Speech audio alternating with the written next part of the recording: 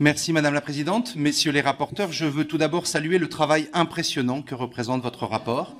Un rapport qui s'attaque enfin, 65 ans après la loi Debré, au tabou du financement public de l'enseignement privé. Un rapport qui remplit, autant que faire se peut, ces trois objectifs.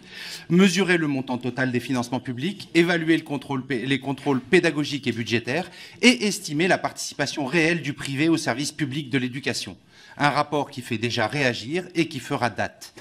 Le moins que l'on puisse dire, c'est que l'état des lieux que vous dressez est inquiétant. Il pointe une dépense globale difficile à évaluer et probablement sous-estimée, mais dont le montant, 10 milliards d'euros à la louche, résonne sinistrement avec les 10 milliards de coupes budgétaires annoncées par Bruno Le Maire, qui touchent tous les services publics et en particulier le service public d'éducation.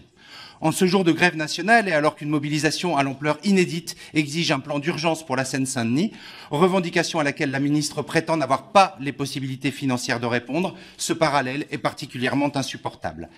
Votre rapport souligne de plus que cette dépense est engagée sans aucun contrôle pédagogique, administratif ou budgétaire, ou presque, ce qui permet, vous le soulignez dans la deuxième partie, de multiples dérives.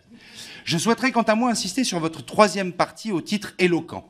Parité des financements, disparité des règles. Vous y soulignez que le privé, qui bénéficie pourtant d'un financement équivalent à celui du public, n'est pas soumis aux mêmes obligations en termes de mixité sociale, de sélection des élèves ou de modalités d'exclusion.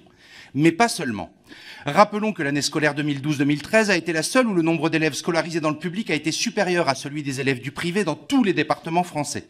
Mais à la rentrée 2013 arrive la réforme des rythmes scolaires, dont les écoles publiques se sont largement dispensées. Dans mon département, elles ont fait toute leur publicité cette année-là sur le fait qu'elles restaient à 4 jours. Et à la rentrée, aux surprises, le privé redevenait majoritaire dans plusieurs départements.